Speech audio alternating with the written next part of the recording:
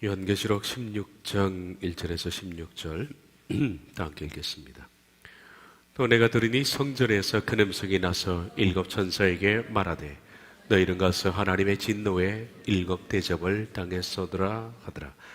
첫째 천사가 가서 그 대접을 땅에 쏟음에 짐승의 표를 받은 사람들과 우상이 경배하는 자들에게 악하고 독한 종기가 나더라. 둘째 천사가 그 대접을 바다에 쏟음에 바다가 곧 죽은 자의 피같이 되니 바다가 내 모든 생물이 죽더라. 셋째 천사가 그 대접을 강과 물 근원에 쏟음에 피가 되더라. 내가 들으니 물을 차지한 천사가 이르되 전에도 계셨고 지금도 계신 거룩하신 이여, 이렇게 심판하시니 의로우시도다. 그들이 성도들과 선지자들의 피를 흘렸으므로 그들에게 피를 마시게 하신 것이 합당하니이다 하더라. 또 내가 들으니 제단이 말하기를 그러하다. 주 하나님 곧 전능하신 이시여, 심판하시는 것이 참되시고 의로우시도다 하더라. 넷째 천사가 그 대접을 해에 쏟음에 해가 권세를 받아 불러 사람을 태우니 사람들이 크게 태움에 태워진지라. 이 재앙들을 행하는 권세를 가지신 하나님의 이름을 비방하며 또 회개하지 아니하고 주께 영광을 돌리지 아니하더라. 또 다시 천사가 그 대접을 짐승의 왕자에 쏟으니 그 나라가 곧 어두워지며 사람들이 아파서 자기 혀를 깨물고 아픈 것과 종기로 말미암아 하늘의 하나님을 비방하고 그들의 행위를 회개하지. 또 여섯째 천사가 그 대접을 큰 강 유브라다에 쏟음에 강물이 말라서 동방에서 오는 왕들의 길이 예비되었더라. 또 내가 보매 개구리 같은 새 더러운 영이 영의 입과 짐승의 입과 거짓 선지자들의 입에서 나오니 그들은 귀신의 영이라. 이적을 행하여 온 천하 왕들에게 가서 하나님 곧 전능하신 이의 큰 나라에 있을 전쟁을 위하여 그들을 모으더라. 오라, 내가 도둑같이 어리니 누구든지 깨어 자기 옷을 지켜 벌거벗고 다니지 아니하며 자기의 부끄러움을 보이지 아니하는 자는 복이 있도다. 새 영이 힘을 열어 아마겟돈 이라하는 것으로 왕들을 모으더라. 아멘.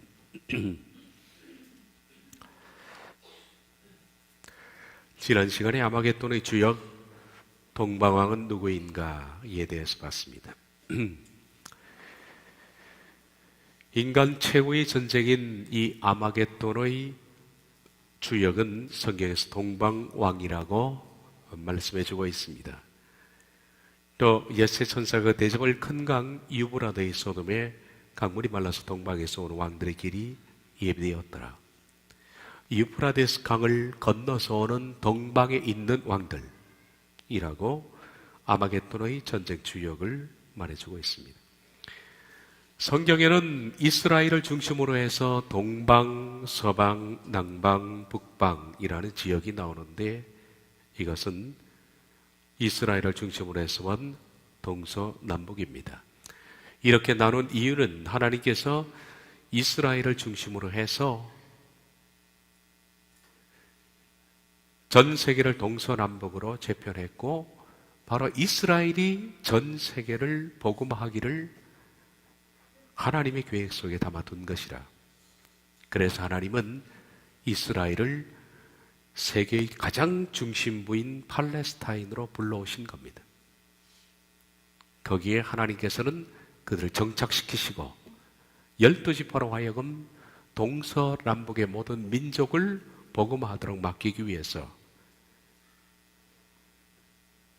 그래서 동방, 서방, 남방, 북방은 이스라엘을 중심으로 한 나라들이다 라고 말씀드렸습니다. 신명기 32장 8절, 지극히 높으신 자가 이스라엘 민족들에게 기업을 주실 때에, 인종을 나누실 때에 이스라엘 자손의 수요대로 백성들의 경계를 정하셨도다. 인종을 나눌 때라는 이 말은 인류를 갈라놓을 때라는 말이었습니다. 인류가 갈라진 것은 바벨탑 사건 이후로 언어가 분립되어서 전 지역으로 흩어질 때 하나님은 미리 염두에 두셨다.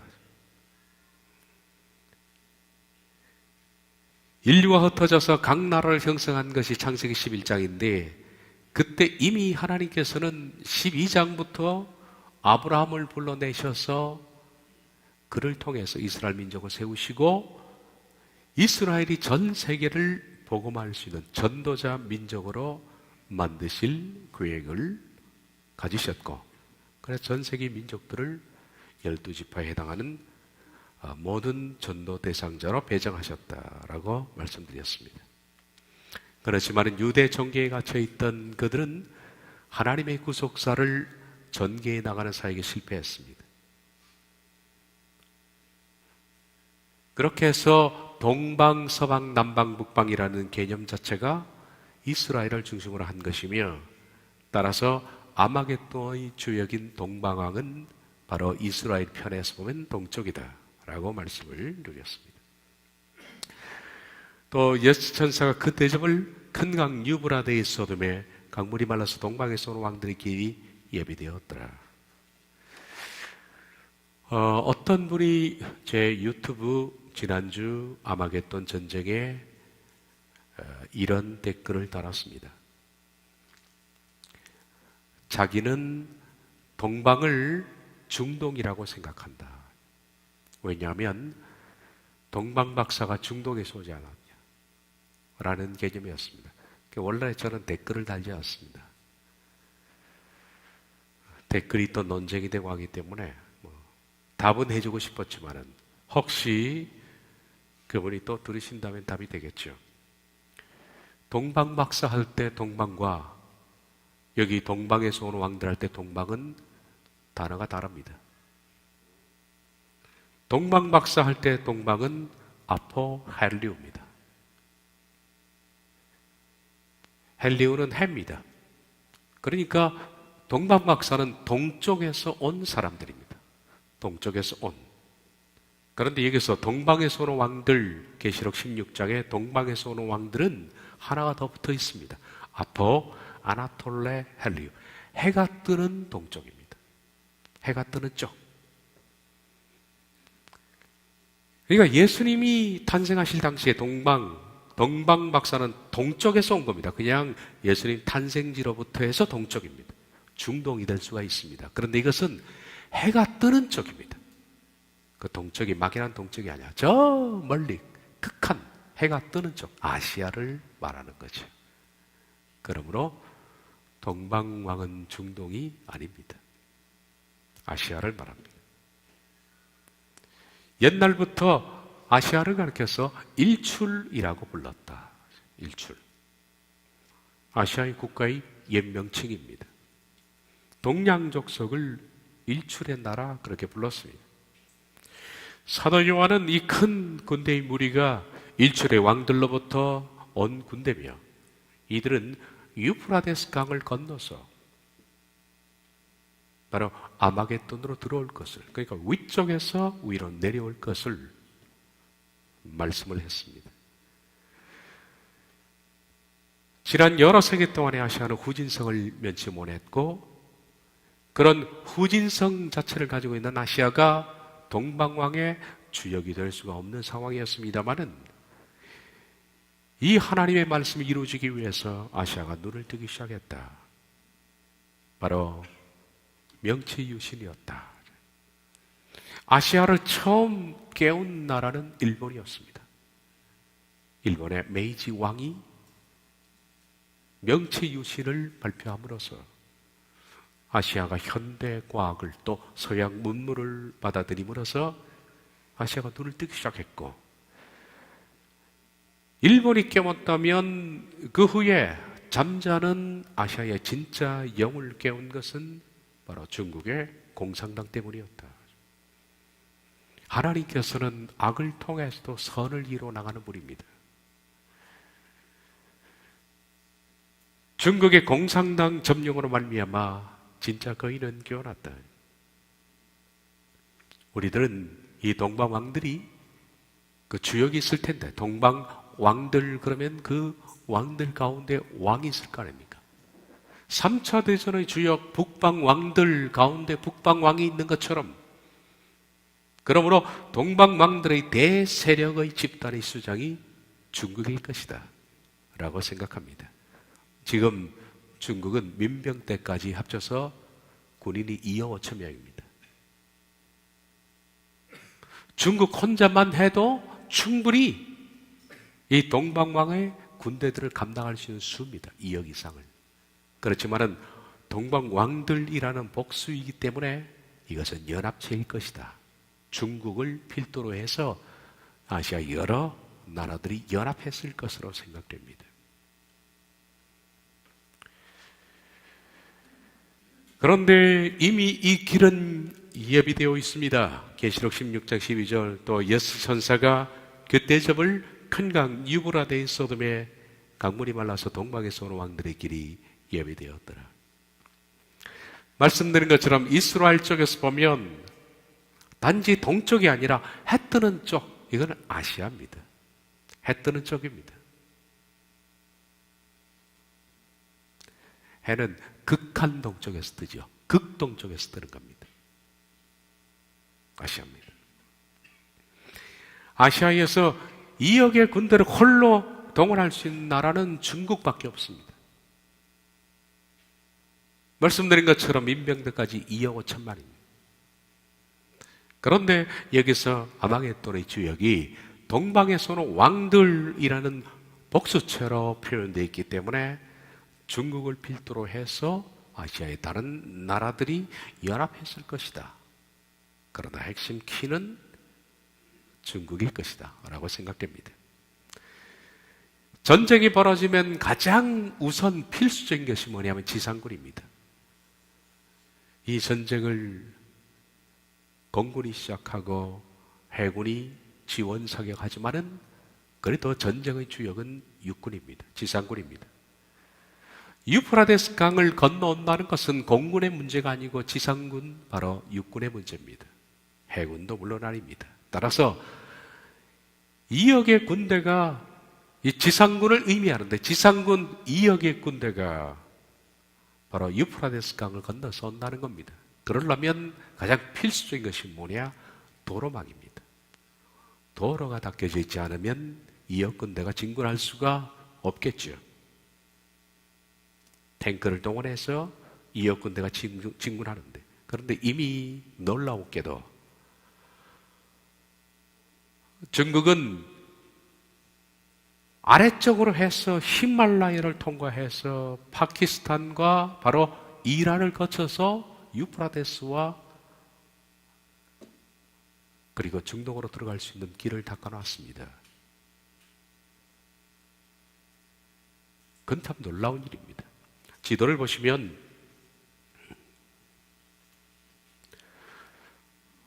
중국이 만약에 전쟁을 쳐서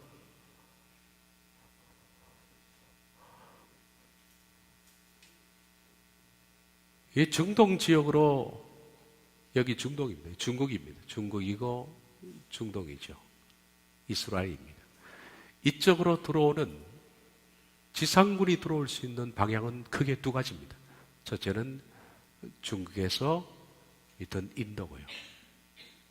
파키스탄이고, 이쪽으로 해서 이란입니다. 이것이 중국, 파키스탄, 이란, 그렇게 해서 위로 올라가서 이쪽이 유프라데스니까 유프라데스를 건너서 아래쪽으로 내려오는 방법이 있습니다.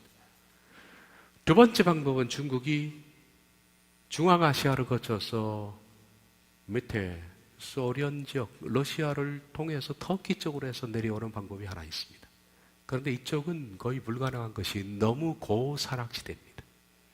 너무 춥고 그리고 너무 험준한 산악지역입니다. 이쪽을 탱크가 동원해서 위쪽으로 해서 아래쪽으로 내려오는 방법은 전술상 물론 도로가 확충된다면 가능하겠습니다만은 아주 어려운 문제입니다.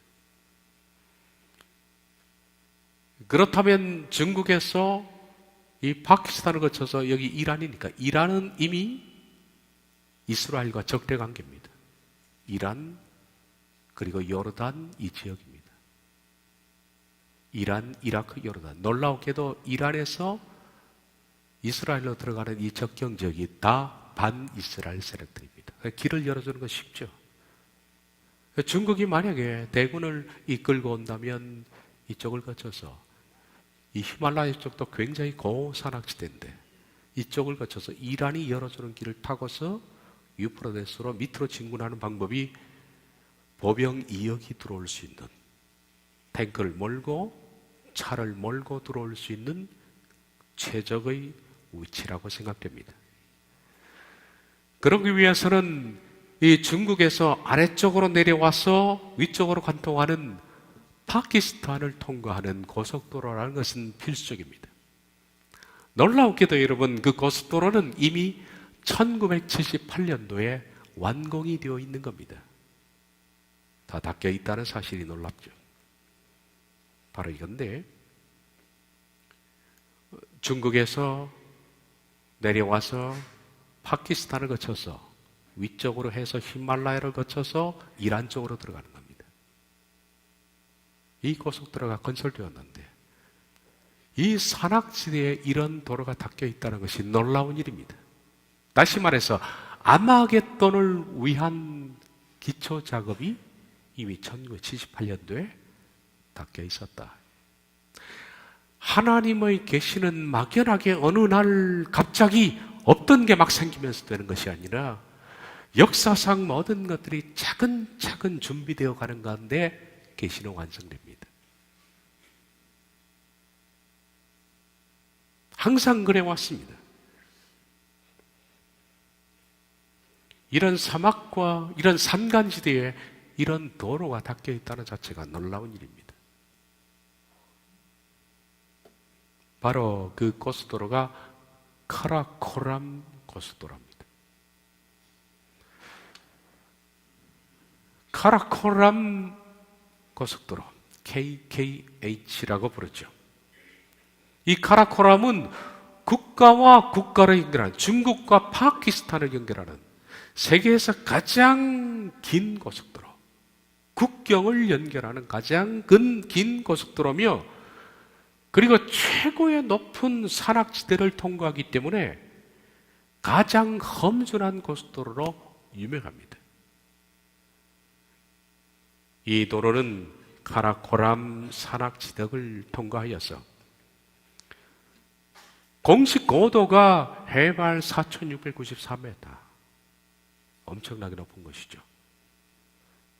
4,693m 해발에 이르는 그 꼭대기에 있는 쿤자랍 고개를 가로질러서 중국과 파키스탄을 연결하는데, 쿤자랍은 세계에서 가장 높은 지역의 국경입니다. 이 도로를 어떻게 닦았을까? 놀라우게. 이게 바로 그 옛날에 이미 있었던 길입니다. 있었던 길을, 도로를 넓히고 포장을 했는데 그것이 바로 그 유명한 실크로드입니다. 중국에서 서양으로 옛날에 이 비단길을 통해서 무역상들이 낙타에 싣고 말에 싣고 물건을 무역했던 그 옛날의 그 산악길들을 더 넓혀서 포장도로로 만든 것이 카라코람 고속도로예요.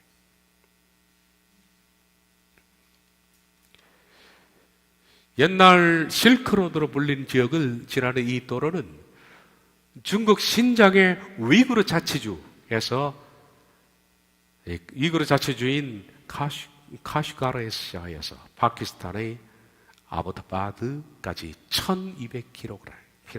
말씀드린 것처럼 국경과 국경을 연결하는 가장 긴 고속도로입니다. 이 도로의 연장선은 하산 압드에서 파키스탄의 수도 이슬라마바드에 연결되는 고속도로와 만나면서 이란으로 자연스럽게 통하는, 자연스럽게. 위키 백과사전에 보면 여러분이 카라코람을 치면 정확하게 제가 말한 이 근거 이야기가 나올 겁니다. 그리고 지금 현재 아마 걸어서 세계 여행을 하는 사람들에게는 이 카라코람 고속도로를 걷는 것이 로망입니다. 저도 한번 가보고 싶은 생각이 들어요. 이게 굉장히 아름다워요. 산악지대. 정말 워킹을 하면서 걸어서, 만약에 한 2달만 제게 시간을 주면 한번 가고 싶어요. 갔다 올까요? 제가 배낭을 메고 이걸 걷고 싶더라고요.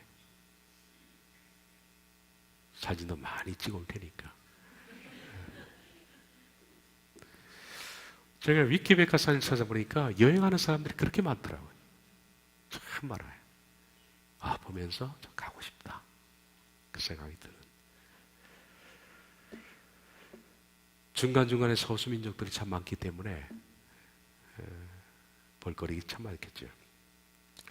이 총거리가 1300km에 달하는 이 고속도로는 이미 1966년에 착공해서 1978년에 완공했습니다. 근데 900km는 파키스탄에서 닿고 400km는 중국에서 건설했습니다. 그러니까 중국 400km 내려와서 파키스탄으로 더 많이 통과했다는 거죠. 이게 히말라야를 통과해서 가는 거니까. 그리고 이란까지 연결되는 거예요. 이게. 다시 말해서 달리면 이란 가는 거예요. 장갑차가 바로 2억 군대를 이끌고 그냥 지상군이 들어갈 수 있는 도로가 바로 이 도로라는 거예요. 위키백과사전을 보면 공식 통계로 이 공사 기간에 죽은 사람만 파키스탄 800명, 중국 사람 100명이 사망했다. 왜? 워낙 험준하니까. 이 산을 막 깎아지는 것을 막 만들었으니까 말입니다. 많이 죽었답니다. 이게. 이 도로가 완공되므로 유프라데스 강물만 마르면 바로 그 입구까지 진격할 수 있는 길은 이미 닫혀 있다. 길은 닫혀 있다. 이게 참 놀라운 일입니다. 그렇습니다. 아마겟돈은 준비되어 있습니다. 근데 우린 준비가 되어 있을까? 아마겟돈의 날들은 차근차근 준비되어 가는데 믿음의 사람들도 준비되어 가야겠죠. 1967년도에 중동에서 6.1 전쟁이 있었고 이 6.1 전쟁으로 1948년도에 독립한 이스라엘이 드디어 예루살렘을 탈환했습니다. 그전에는 예루살렘이 이스라엘에 들어갈 것이라는 것을 생각하는 사람은 아무도 없었습니다. 그런데 성경의 예언은 마지막 때 이스라엘 사람들이 예루살렘에서 제사를 드리고 있고 그날이 안식일이 되지 않도록 주의하라. 그날이 주일이 되지 않도록 겨울이 되지 않도록 기도하라. 이런 말씀이 나오는 걸 봐서 예루살렘이 이스라엘에게 들어가야 됩니다. 그런데 사람들은 아무도 믿지 않았습니다. 신천지가 좋아하는 것이 전부 상징 아닙니까? 상징. 마찬가지로 옛날에 사람들은 마태복음 24장에 전부 상징으로 본 거예요. 그런데 문자 그대로 이스라엘 민족이 1967년에 예루살렘을 탈환함으로써 그리고 거기에 성전 제사 제도를 복원함으로써 문자적으로 이스라엘의 그 북방왕의 침투 그리고 동방왕의 침투로 말미암아 비참한 상황이 될 것이 마련된 겁니다. 하나님이 하나씩 역사 가운데 그것을 발판을 준비해 나가는 거예요.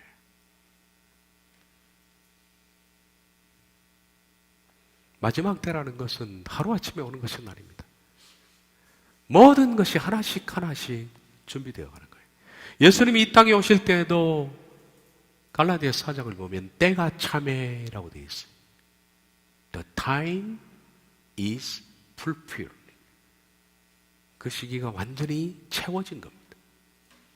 예수님이 그냥 오신 것이 아니라 예수님이 오시기 전 모든 과정들이 다 하나님께서 준비해 놓으시고 준비가 완전히 완료됐을 때 하나님이 아들을 보내신 거예요. 마찬가지로 재림도 마찬가지로 때가 차야 되는 거예요.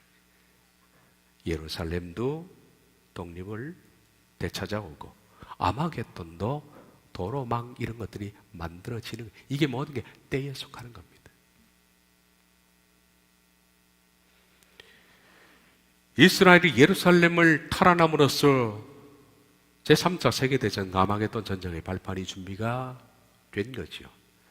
1948년도 그리고 67년도 이전만 해도 예루살렘 거룩한 성 14만 4천이 활동하는 예루살렘 성전, 제단 이런 게 전부 상징으로만 봤습니다.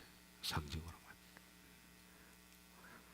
제가 인터넷을 찾아보니까 원래 계시록에는 신천지가 제일 많이 영상이 있더라고요. 신천지가 그걸 올려놨습니다 보니까.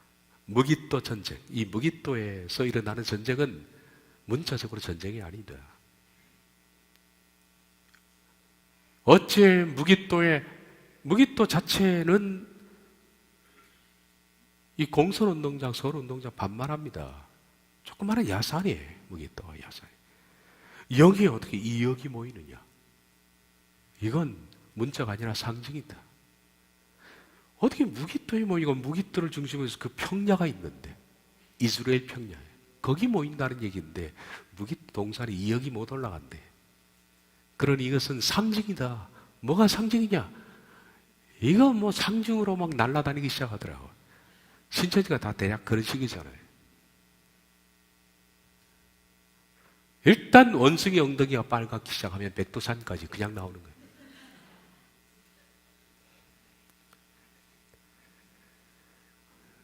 그런데 어디 신천지뿐만 아니면 대부분의 사람들이 1967년도 이전만 해도 이걸 문자로 보는 사람이 없었습니다.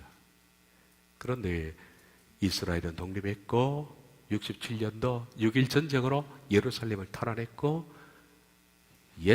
그러니까 성경에 예언된 그 성읍들의 명칭들이 하나씩 둘씩 회복되기 시작해. 안식일이 부활하고 놀라운 일이죠. 레인을 훈련시켰고 제사 제도를 복원했고, 다시 말해서 이것은 3차 대전과 아마겟돈의 발판들이 하나씩 준비가 이루어져 나가고 있다.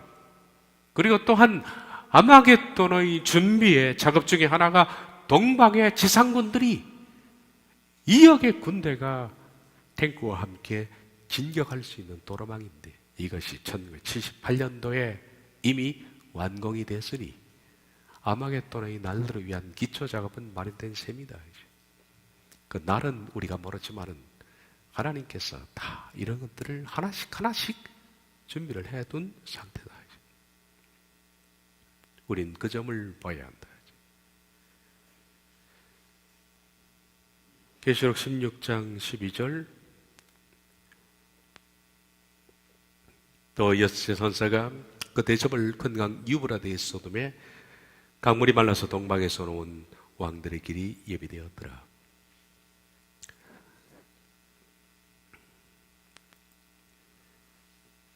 이미 북방왕은 망했습니다. 3차 대전이니까 3차 대전으로 북방왕은 망했습니다. 그런데 3차 대전 직전에 성경이 예언하자면 북방왕 러시아의 배신으로 남방왕이 파멸됩니다. 남방왕은 이집트를 말하거든요. 이집트를 중심해서 아프리카의 연합체입니다. 이집트가 아프리카 아닙니까? 중동이지만은 아프리카 시작되는 경계점부터 이집트입니다. 그래서 이집트는 아프리카에 들어가는 거예요. 그런데 북방왕과 남방왕이 잘 연합하고 서로 자기의 딸을 주고 화친하고 하다가 이 북방왕이 남방왕을 배신한다 이렇게 나와 있죠. 성경에는. 그런 다음 러시아가 제3차 세계대전을 일으킵니다. 다 이길 것으로 생각했고 북쪽에서 그 연합군대들이 내려오면서 다 이겼다고 생각하는데 하나님께서 판을 뒤집어 버립니다. 하나님의 기적으로 말미암아 북방왕이 완전히 파멸됩니다. 그러므로서 세계는 두 개의 세력밖에 남지 않았다. 남방과 북방이 사라졌으니까 동방과 서방만 남았습니다. 서방은 서유럽입니다. 서유럽. 그러므로 세계는 서유럽 공동체와 그리고 동방만 남았다. 이 부분은 제가 3차 세계대전에 강좌를 했으니까 그 부분을 참조하면 될 겁니다. 두 세력, 동방과 서방 세력이 남았는데 동방은 중국을 중심으로 해서 뭉쳤으니까 서방의 입장에서 볼 때는 공산당으로 보이는 것은 당연합니다. 이 서방 세력과 그리고 이스라엘이 연합해서 저 해 뜨는 나라 동방 왕들과 전쟁을 벌이는 것이 바로 아마겟돈이다. 사도 요한은 제3차 세계대전보다 훨씬 더 파멸적인 전쟁입니다. 이 아마겟돈 전쟁을 전 세계가 가능할 수 있었던 것은 그 배후에 악한 영들이 세계 사람들의 마음을 완전히 뒤집어 놓은 겁니다. 악한 것들이 역사해서 사람들의 심성이 도전적이고 악해지고 싸우려는 마음, 이런 것들로 불안, 이런 것들로 꽉 차 있으니까 전쟁을 벌이게 되어 있다.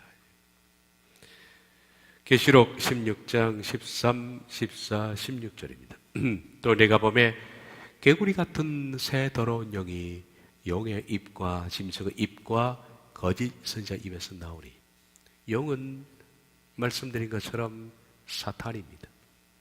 짐승은 적그리스도입니다.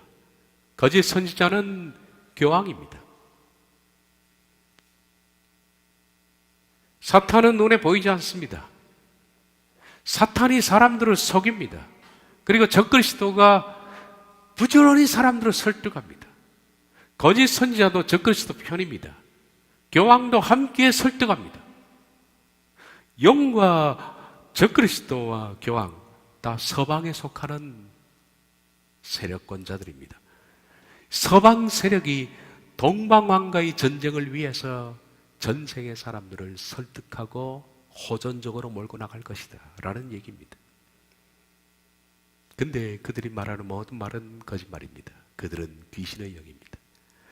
이적을 행하여 온 천하 왕들에게 가서 하나님 곧 전능하신 이의 큰 날이 있을 전쟁을 위하여 그들을 모으더라.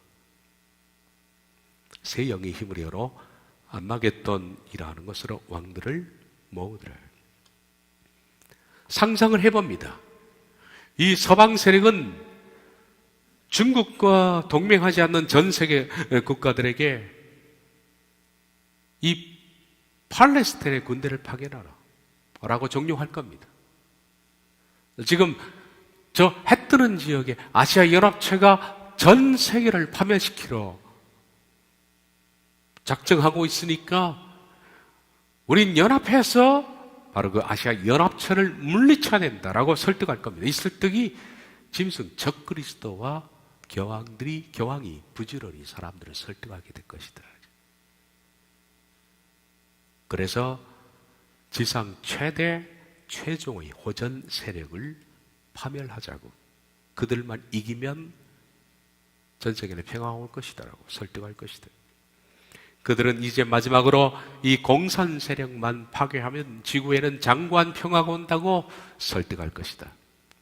그리하여 전 세계 지도자들은 중동에 자기의 군대를 파견하여 적그리스도의 지휘 아래서 동방왕들과 대항해서 싸울 것이다 라는 것이 생각입니다. 그러므로 여기에는 서유럽을 중심으로 해서 미국이나 캐나다, 남아메리카 및 오스트리아 등의 국가들도 참전할 것이다.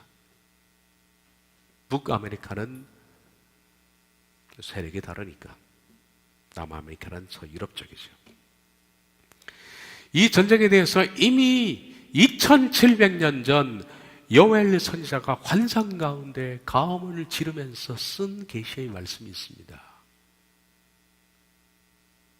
요엘서 3장은 아마겟돈과 직결되는 전쟁이라고 생각합니다. 요엘은 하나님께서 열어주셨는데 눈으로 보니 전 세계가 엄청난 전쟁으로 멸망하는 것을 보고 그는 소리쳤습니다. 요엘 3장 9절부터 14절 표준 세번역으로 제가 읽어드리겠습니다. 너희는 모든 민족에게 이렇게 선포하여라. 전쟁을 준비하여라. 용사들을 무장시켜라. 군인들을 모두 소집하여 진군을 개시하여라. 보습을 쳐서 칼을 만들고 낫을 쳐서 창을 만들어라. 병력한 사람도 용사라고 외치고 나서라. 사방의 모든 민족아, 너희는 모두 서둘러 오너라. 이 평원으로 모여라. 평원은 이스라엘 평원입니다. 거기에 아마겟돈이 있죠. 주님, 주의 군대를 보내셔서 그들을 치십시오. 민족들아, 출발하여라.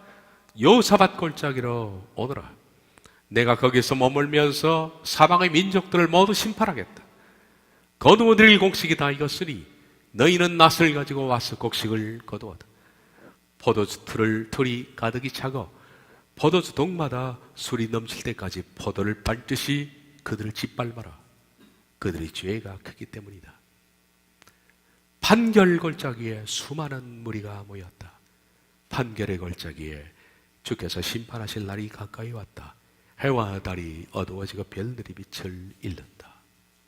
이게 요엘이 본 아마겟돈의 환상입니다. 요엘의 아마겟돈 환상은 전쟁 준비를 위해서, 소집을 위해서 용사들을 무장시키고 이 평원으로 모이라고 촉구합니다. 그런데 하나님께서는 모든 민족을 모아놓고 거기서 심판하시겠다는 겁니다. 그것이 바로 할메기또. 그 뜻이라고 말씀을 드렸습니다. 모아놓고 마치 포도주 틀에 포도를 놓고서 위에서 틀을 짓밟듯이 여기 모인 모든 군대를 하나님이 밟아 심판하시겠다. 그들의 죄가 크기 때문이다. 그리고 이것을 심판의 골짜기라고 불렀다. 아마겟돈 전쟁의 장소를 심판의 골짜기, 판결의 골짜기, 하나님께서 판결하시는.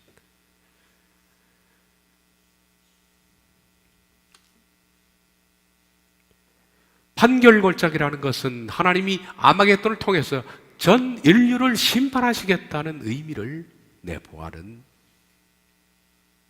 뜻이겠죠. 그리고 이 심판을 위해서 앞에서 제가 말했던 것처럼 이미 동방의 왕들이 중동으로 들어올 수 있는 길은 닫혀 있습니다. 아마겟돈을 위한 길이. 무섭지 않아요? 무서워요. 저는 옛날에 이 신문을 가지고 있었습니다. 제가 무대가 설정되다라는 책을 쓸 때 많은 자료를 이미 스크랩을 해놓고 책을 썼는데 그 책을 거의 2주 만에 썼어요. 2주 만에. 그건 제가 이 컴퓨터를 못하기 때문에 저희 집사람이 타이프를 치고 제가 부르고 그래서 2주 만에 딱 썼는데 그때 여러 자료들이 많았습니다. 사진이 몇천 장이 있었고 스크랩. 그 스크랩 중에 하나가 지금은 자료가 없지만 여기 카라코람 고속도로를 닦을 때 인도의 한 관리가 말했던 신문의 기사가 스크랩이 되어 있었습니다. 지금은 자료가 없습니다. 그 뭐라고 했냐면 이렇게 말했습니다. 이 도로의 목적은 아시아의 평화에 그 목적이 있다. 참 이상한 말이었다고 저는 생각합니다. 뭔가 알고 있는 듯한. 아시아 평화라는 것은 평화는 전쟁에서 오는 겁니다. 세상 사람들. 다시 말해서 아시아를 방어하기 위해서 전 세계 아시아의 힘을 과시하기 위한 도로다. 그러니까 중국과 파키스탄이 카라코람 고속도로를 만들 때 그들은 자주 국방, 전쟁 이 개념을 두고 도로를 닦았다는 거예요. 옛날 실크로드가 아닙니다. 사실 뭐 실크로드라는 건 의미가 없지 않습니까? 옛날에 뭐 보따리상들이 낙타에다가 실크를 싣고 중국에서 신마를 거쳐서 중동으로 서유럽으로 갔던 그 도로는 이제는 의미가 없습니다. 즉 비행기가 있고 배가 있기 때문에. 그렇다면 그 도로를 왜 닦느냐? 바로 군사도로라는 얘기입니다. 그것이. 이 도로의 목적은 군사 목적으로 도로를 만들었다. 아시아의 방위를 위해서 실크로드를 복원했다. 옛날에는 실크로드였지만 지금은 군사도로라는 얘기입니다. 따라서 아마겟돈의 그날에 수억의 중국군과 아시아군들이 이 도로를 따라서 긴급하게 중동으로 진격해 들어갈 것이다. 요엘의 예언처럼 주님 주의 군대를 보내셔서 그들을 치십시오. 민족들아 출발하라. 여호사밧 골짜기로 오너라. 한 것처럼 모든 민족들이 아시아 민족들이 여호사밧 골짜기로 진격하는 것. 바로 그걸 위해서 이 도로가 만들어진 것으로 생각됩니다. 적그리스도는 전 세계 나머지 나라들을 중동으로 집결시킨 후 이 머깃도 산을 태평인으로 삼고 전 이스라엘에 걸친 전선에서 동방 왕들의 맹렬한 공격과 대결을 벌일 것입니다. 이 부분에 있어서 스가랴 선지자는 예루살렘에서의 전쟁을 예언하고 있는데, 다시 말하면 머깃도에서 시작한 전쟁이 이스라엘 예루살렘까지 퍼졌다는 얘기입니다. 바로 예루살렘에 무서운 싸움이 있을 것으로 선지자 스가랴가 14장 1절 2절에서 말하고 있습니다. 머깃도에서 도화된 전쟁이 예루살렘으로 옮겨 붙은 겁니다. 여호와의 날이 이르리라. 그날에 네 재물이 약탈되어 네 가운데에서 나누이리라. 내가 이방 사람들을 모아 예루살렘과 싸우게 하리니 성읍이 함락되며 가옥이 약탈되고 부녀가 욕을 당하며 성읍 백성이 절반이나 사로잡혀 가려니와 남은 백성은 성읍에서 끊쳐지지 아니하리라. 똑같은 아마겟돈에 대한 이사야 선지자는 이렇게 예언하고 있습니다. 에돔은 팔레스타인인데 이 전쟁이 팔레스타인 지역에 전체로 붙었겠지요. 에돔에서 오는 이는 누구며 붉은 옷을 입고 보스라에서 오는 이가 누구냐? 팔레스틴에서 군인들이 걸어 나오는데 그 군인들이 걸어 나오는 모습을 이사야가 본 겁니다. 보스라에서도 나온다. 그의 화려한 의복, 큰 능력으로 걷는 이가 누구냐? 그는 나인이 공의를 말하는 자요 구원에 다하는 능력을 가진 자니라. 묻습니다. 어찌하여 네 의복이 붉으며 네 옷이 포도주 틀을 밟는 자 같으냐? 전능자 메시아가 에돔과 보스라에서 나오는 거예요. 지금 이사야가 본 예언은 메시아께서 에돔과 보스라에서 아주 흰옷을, 화려한 흰옷을 입고 걸어 나오는데 메시아 옷이 완전히 붉은색으로 그냥 피로 범벅이 된 겁니다. 그래서 묻는 거예요. 어찌하여 당신 옷이 붉으며 어찌하여 옷이 포도즙 틀을 밟은 자처럼 그렇습니까? 라고 물으니까 말씀드린 것처럼 아마겟돈에서 하나님께서 그들을 포도즙 틀에 놓고 밟아버려서 피가 튀어서 그런 거예요. 하나님이 심판하셨다는 거예요. 만민 가운데 나와 함께 한 자가 없이 내가 홀로 포도즙 틀을 밟았는데 내가 노함으로 말미암아 무리를 밟았고 분함으로 말미암아 짓밟았으므로 그들의 선열이 내 옷에 튀어 내 의복을 다 더럽혔다. 메시아께서 아마겟돈으로 불러놓고 그냥 밟아 그들을 터뜨려버렸다. 그게 아마겟돈이라는 뜻이. 그래서 이 메시아의 옷이 온통 포도즙 틀을 밟아서 그때 튄 피로 말미암아 그렇게 붉은, 바로 그분이 에돔과 보스라에서 걸어 나오는 장면을 이사야가 보고 예언으로 쓴 거예요. 이게 아마겟돈입니다. 서두에서 제가 말씀드렸죠. 아마겟돈이라는 단어의 뜻이 그랬습니다. 아마겟돈은 할 메기토입니다. 메기토 산. 그런데 할은 산이고 메기토는 지명인데 메기토의 뜻은 제거하다, 잘라내다. 그러므로 할 메기토는 제거의 산. 하나님께서 인류를 제거하기 위해서 요엘서에 의하면 판결골짜기, 하나님 인간을 심판하기 위해서, 이사야서에 하면 포도주 틀처럼 밟기 위해서 그냥 밟아 터뜨리려고. 그래서 아마겟돈을 이런저런 걸 다 종합해서 그렇게 부른 겁니다. 하늘에서 조종한 대량 학살이라고 그렇게 해서 이름을 붙인 겁니다. 하나님께서 의도적으로 사악한 인류를 대량 학살하기 위해서 이것으로 직결시켰다. 그래서 판결골짜기. 왜? 인간 속에 나 싸우는 정력 때문에 그걸 심판하시는 겁니다. 이게. 바로 그날에 쏟아질 하나님의 진노의 술잔에 대해서 요한은 다음과 같이 말하고 있습니다. 계시록 14장 19절부터 천사가 낫을 땅에 휘둘러 땅에 포도를 거두어 하나님의 진노의 큰 포도주 틀에 던지매 성 밖에서 그 트리발핀이 틀에서 피가 나서 말굴레까지 닿았고 1600 스타디온에 퍼졌더라. 바로 그렇게 해서 에돔과 보스라에서 밟아 터트린 메시아가 걸어 나오는 장면이 이사야 63장이죠. 아까 연결되는 거예요, 이게. 에돔에서 오는 자가 누구냐? 보스라에서 나오는 자가 누구냐? 어찌하여 당신 의복이 그렇게 붉습니까? 내가 다 포도주처럼 밟아서 그렇다. 마찬가지로 계시록 14장을 제가 강의할 때 이 부분에 대해서 그렇게 말했습니다. 이 부분은 그 앞에 있는 땅의 곡식 이어서 땅의 포도를 수확하는 것인데, 땅의 곡식은 마지막 구원받은 사람들. 두 번째, 땅의 포도는 그냥 밟는 진노의 대상이죠. 땅의 곡식을 빼낸 뒤에 남은 이 땅의 포도. 이걸 발로 밟는데 이는 다가올 7 대접의 심판, 그 속에는 6째 대접의 아마겟돈을 포함하고 있다. 이것에 대해서 그냥 보편적으로 말하는 대목입니다. 따라서 하나님께서 그 틀에서 밟으니까 피가 말굴레까지 찹니다. 그리고 그 면적이 1600 스테디온까지 퍼지더라.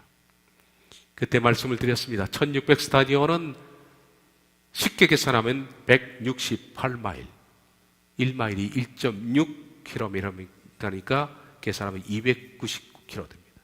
그런데 놀랍게도 제가 아까 읽었던 이사야서의 말씀처럼 에돔 땅에서 보스라까지 거리를 딱 재면 299km 돼요. 1600 스타디온에 퍼지더라. 에돔에서 오는 자가 누구며 보스라에서 오는 자가 누구냐? 어찌하여 당신 의복이 붉습니까? 포도주 틀을 밟아서 피가 튀어서 그렇다. 에돔에서 보스라가 299km입니다. 믿어지지 않을 만큼 정확하다. 따라서 이 중동 자체가 다 피바다로 변할 것이라는 말씀입니다. 다음 시간에 마지막 시간으로 아마겟돈에 대해서 말씀드리죠. 기도하겠습니다.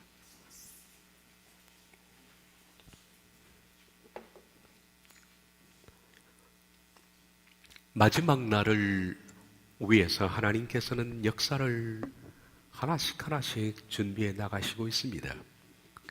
아마겟돈을 위하여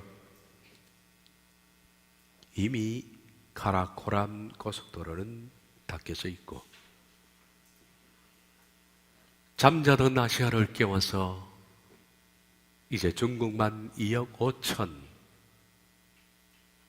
만 명의 군대를 조성하고 아시아 대군과 함께 세력과 운비를 겨룰 수 있는 힘을 만들어내셨습니다.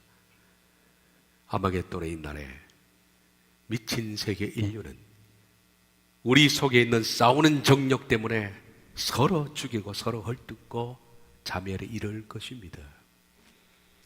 주님, 우리 믿는 사람들은 우리 속에 싸우는 정력을 죽여야 되겠습니다. 하나님이 그토록 미워하신 것은 아마겟돈이 아니라 바로 내 속에 있는 싸우는 정욕 때문에 그렇습니다. 하늘을 바라보고 평화의 사람이 되게 하옵소서. 예수님의 이름으로 기도하옵나이다.